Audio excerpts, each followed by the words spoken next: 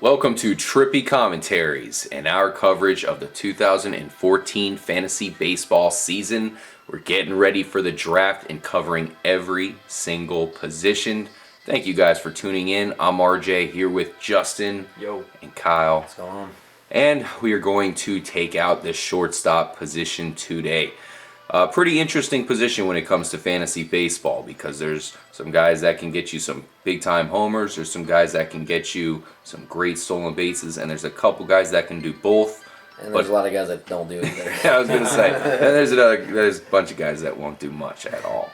So let's go ahead and start it off at number 1, Troy Tulowitzki.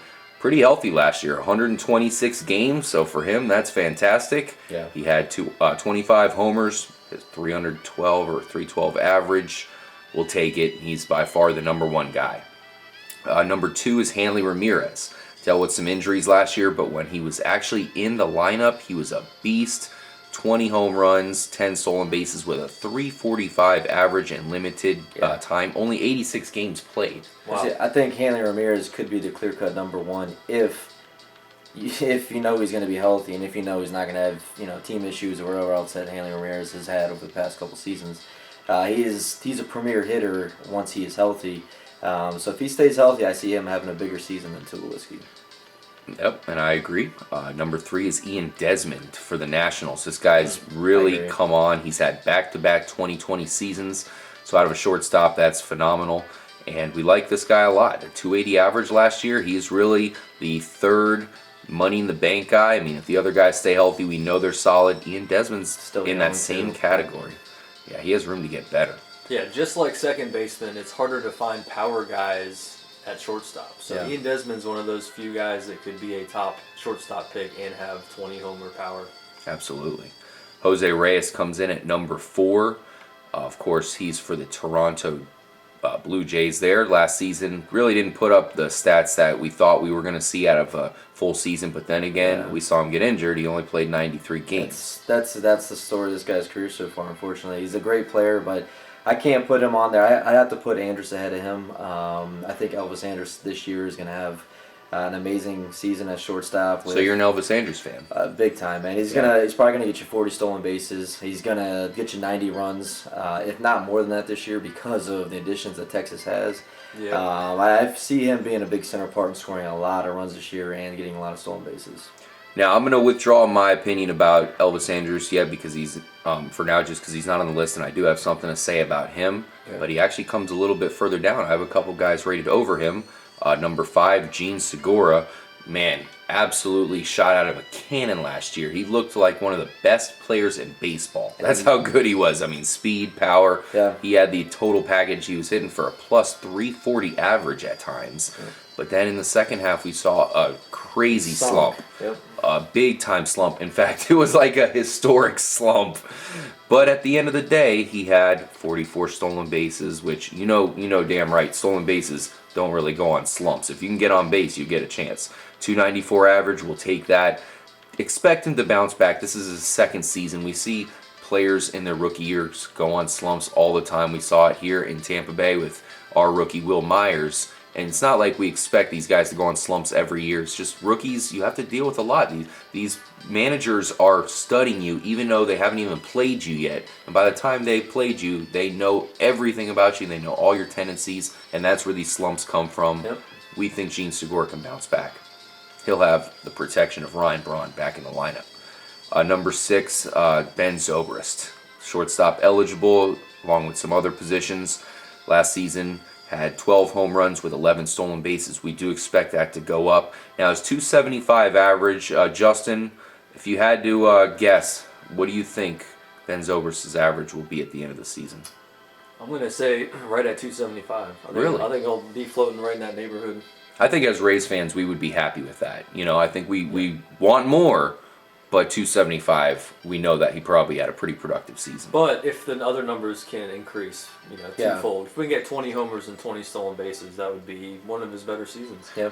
Yeah, and he's always, last season had 77 runs and 71 RBIs, so he's always in that 70 range, hopefully getting up to 80. It's a great number to be in, a great spot for the shortstop position.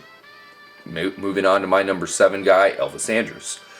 Now, this is a guy that I like a lot. I think he's played under his potential, and you see a lot of his stats and his production come from the lineup around him. So if he just turns it on a little bit, that gives a good, he can blow up easily. I think he will. But the one thing about Elvis Andrus is that he's a speed dependent player. He's got 42 stolen bases. He has no power at all. So if you're looking for a guy to definitely get you stolen bases, he is probably the highest ranked shortstop here, other than maybe Gene Segura, depending on how you feel about him. But he's money in the bank when it comes to stolen bases. That's usually how I look at my shortstops when I'm drafting my team. Because if you look at, there's only 2 guys on there that's going to hit maybe 25 home runs.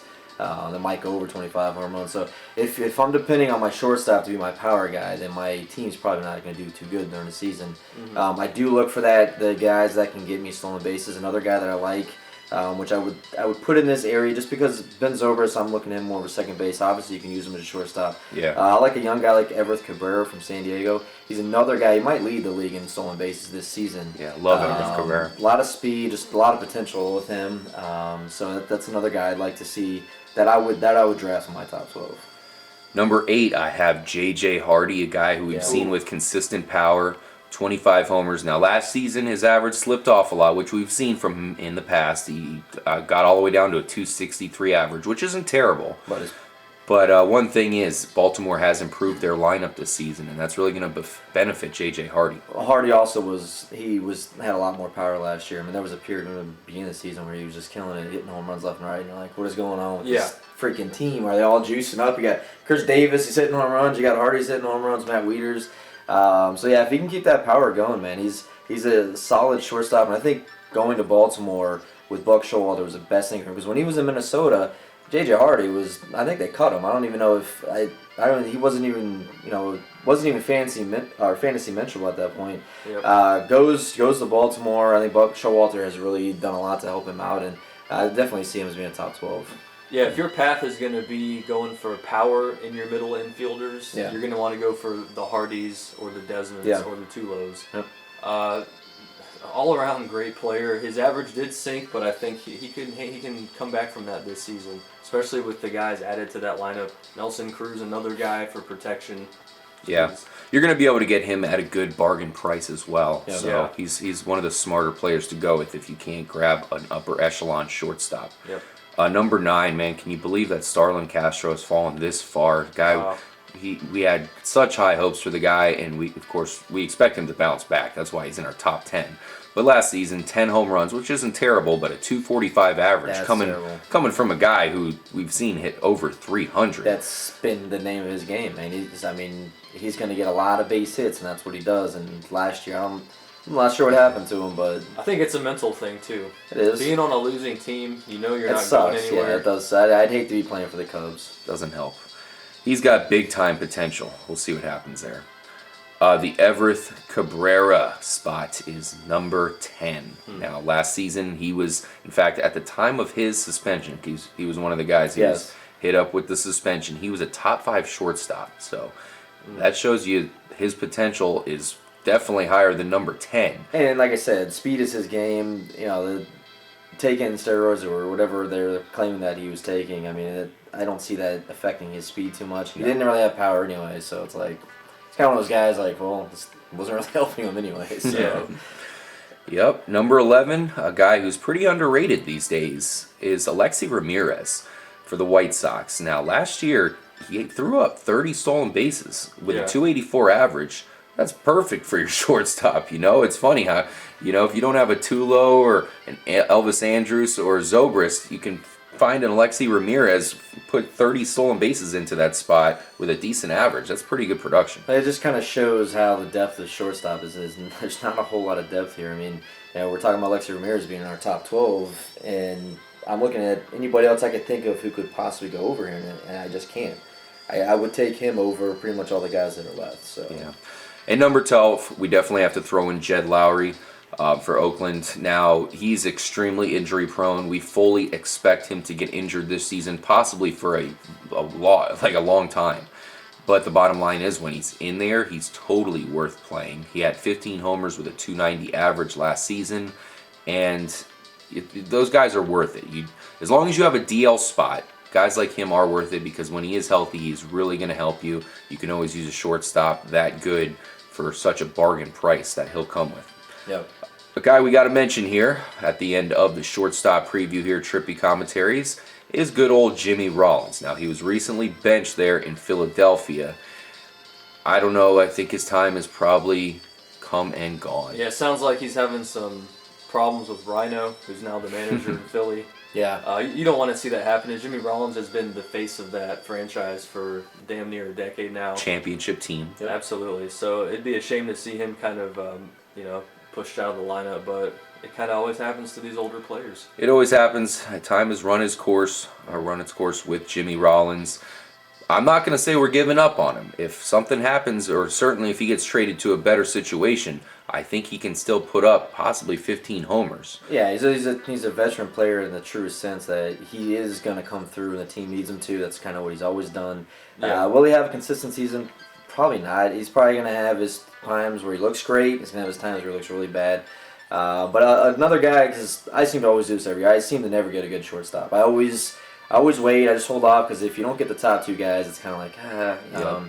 So another guy you could also go with if you can't get in the top 12 there. I still like to go with Johnny Peralta. He's a guy that's going to probably hit 300, maybe 280. He's going to drive in some runs. He's got that extra power. And now that he's and he's in St. Louis, I mean, he's gonna have some opportunities. So it's another guy I think you could reach for, get real late. If you can't get any of these guys, don't worry about it. There's other positions you can scoop up, and you can run with a couple of different shortstops that are going to do decent. Yeah, he's really going to juice up the Cardinals lineup. Yep. Well said, Justin and Kyle. He's definitely surrounded by some big-time power and great talent there in St. Louis, so he's going to produce. Thank you guys for joining us for the shortstop preview. We'll catch you in the next episode.